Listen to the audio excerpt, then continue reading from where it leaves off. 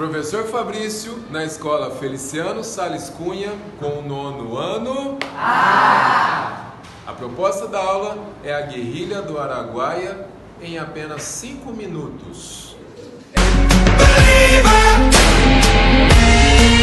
Era a época do regime militar.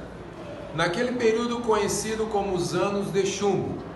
E um grupo de jovens idealistas, sonhadores, queriam o fim da ditadura militar no Brasil, mas também queriam implantar o socialismo.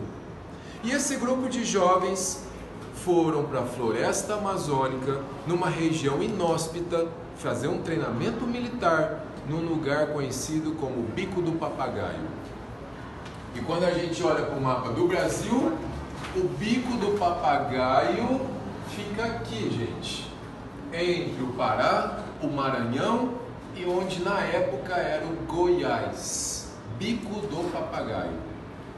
E esses jovens treinaram durante alguns anos, inspirados por outras revoluções, pela Revolução Chinesa, do Mao Tse-tung, e pela Revolução Cubana, do Che Guevara e do Fidel Castro.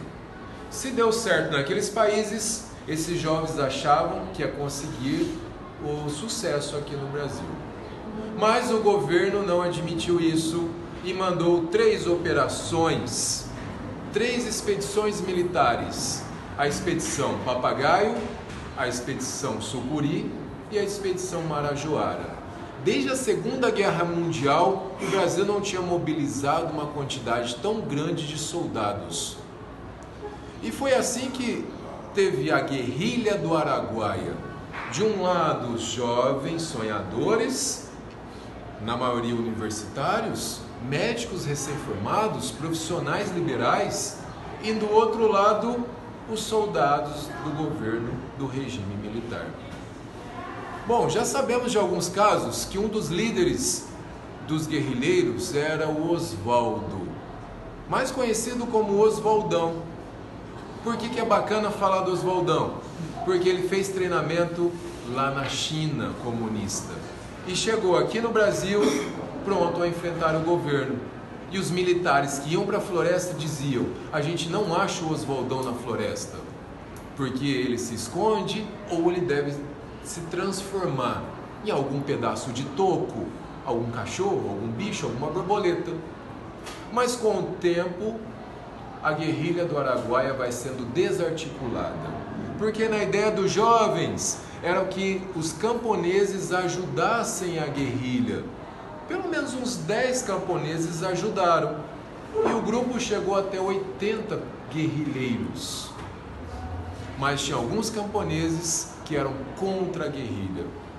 E tinha um agente, que era agente duplo camponês, que vai estar sozinho com o Oswaldão e vai atirar no Oswaldão pelas costas.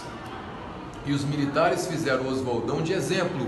Amarraram ele no helicóptero, da primeira vez caiu, mas amarraram de novo e saíram sobrevoando as vilas, mostrando: olha, esse é o exemplo do que pode acontecer de quem enfrenta o governo.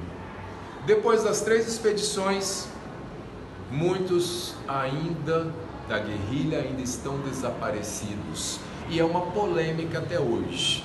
E a vitória final foi do governo militar. A guerrilha do Araguaia vai ser a última grupo de guerrilha do Brasil. Depois disso não tem mais. Entenderam essa história, classe? Sim! Então valeu, vocês foram muito entusiasmados, obrigado pelo ânimo, valeu 9º ano A!